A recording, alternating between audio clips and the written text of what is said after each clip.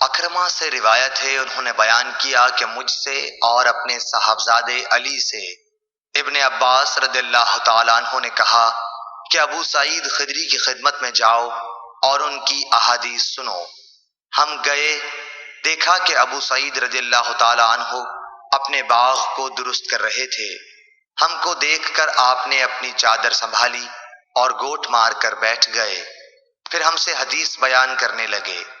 جب مسجد نبوی کے بنانے کا ذکر آیا تو آپ نے بتایا کہ ہم تو مسجد کے بنانے میں حصہ لیتے وقت ایک ایک اینٹ اٹھاتے، لیکن عمار دو دو اینٹیں اٹھا رہے تھے۔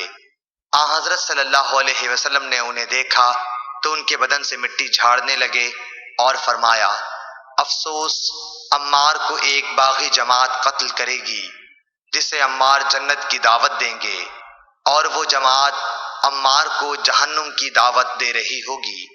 ابو سعید خدری رضی اللہ تعالیٰ عنہ نے بیان کیا کہ حضرت عمار کہتے تھے کہ میں فتنوں سے خدا کی پناہ مانگتا ہوں۔ صحیح بخاری حدیث نمبر 447۔